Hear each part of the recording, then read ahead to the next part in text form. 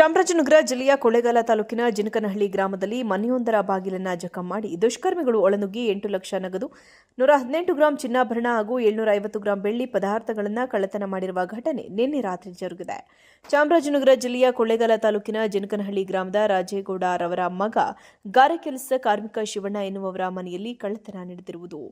ಈತನ ಮನೆಯ ಬಾಗಿಲು ಹಾಕಿಕೊಂಡು ತನ್ನ ಹೆಂಡತಿ ರಾಜಮ್ಮ ಜೊತೆ ನವೆಂಬರ್ 22ರಂದು ಬೆಂಗಳೂರಿನಲ್ಲಿದ್ದ ಶಬರಿಮಲೆ ದೇವಸ್ಥಾನಕ್ಕೆ ಹೋಗಲು ಮಗ ರಾಜೇಶ್ ಮನೆಗೆ ಹೋಗಿದ್ದಾಗ ಜಿನಕನಹಳ್ಳಿ ಮನೆಯಲ್ಲಿ ಯಾರೂ ಇಲ್ಲದಿರುವುದನ್ನು ಗಮನಿಸಿದ ಯಾರೋ ಕಳ್ಳರು ಇವರ ಮನೆಯ ಬಾಗಿಲು ಮುರಿದು ರೂಮ್ನಲ್ಲಿದ್ದ ಬೀರಿನಲ್ಲಿಟ್ಟಿದ್ದ ಚಿನ್ನಾಭರಣ, ಬೆಳ್ಳಿ, ಇತರೆ ಪದಾರ್ಥಗಳು ಹಾಗೂ ನಗದನ್ನ ಕಳ್ಳತನ ಮಾಡಿ ಪರಾರಿಯಾಗಿರುತ್ತಾರೆ.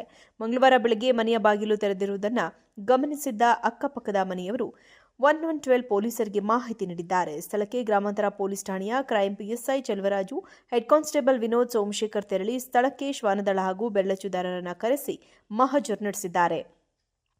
ಈ ಸಂಬಂಧ ಚಾಮರಾಜನಗರ ಜಿಲ್ಲೆಯ ಕೊಳ್ಳೇಗಾಲ ಗ್ರಾಮಾಂತರ ಪೊಲೀಸ್ ಠಾಣೆಯಲ್ಲಿ ಪ್ರಕರಣ ದಾಖಲಿಸಿಕೊಂಡು ಕಳ್ಳರ ಪತ್ತೆಗೆ ಕ್ರಮ ಜರುಗಿಸಿದ್ದಾರೆ.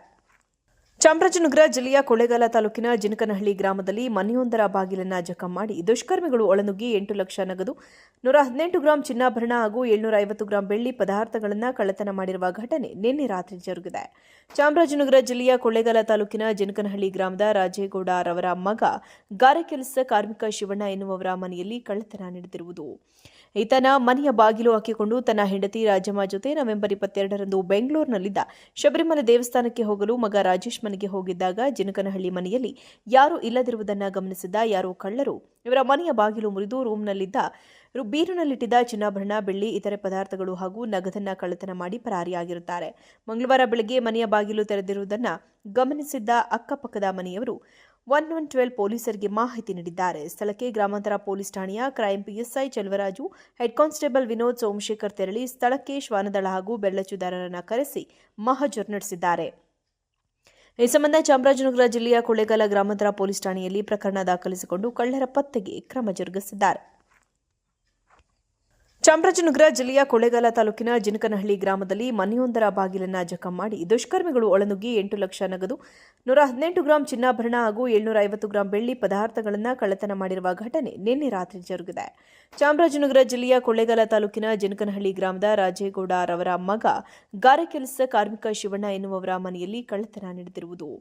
ಈತನ ಮನೆಯ ಬಾಗಿಲು ಹಾಕಿಕೊಂಡು ತನ್ನ ಹೆಂಡತಿ ರಾಜಮ್ಮ ಜೊತೆ ನವೆಂಬರ್ 22ರಂದು ಬೆಂಗಳೂರಿನಲ್ಲಿದ್ದ ಶಬರಿಮಲೆ ದೇವಸ್ಥಾನಕ್ಕೆ ಹೋಗಲು ಮಗ ರಾಜೇಶ್ ಮನೆಗೆ ಹೋಗಿದ್ದಾಗ ಜಿನಕನಹಳ್ಳಿ ಮನೆಯಲ್ಲಿ ಯಾರೂ ಇಲ್ಲದಿರುವುದನ್ನು ಗಮನಿಸಿದ ಯಾರೋ ಕಳ್ಳರು ಇವರ ಮನೆಯ ಬಾಗಿಲು ಮುರಿದು ರೂಮ್ನಲ್ಲಿದ್ದ ಬೀರಿನಲ್ಲಿಟ್ಟಿದ್ದ ಚಿನ್ನಾಭರಣ, ಬೆಳ್ಳಿ, ಇತರೆ ಪದಾರ್ಥಗಳು ಹಾಗೂ ನಗದನ್ನ ಕಳ್ಳತನ ಮಾಡಿ ಪರಾರಿಯಾಗಿರುತ್ತಾರೆ.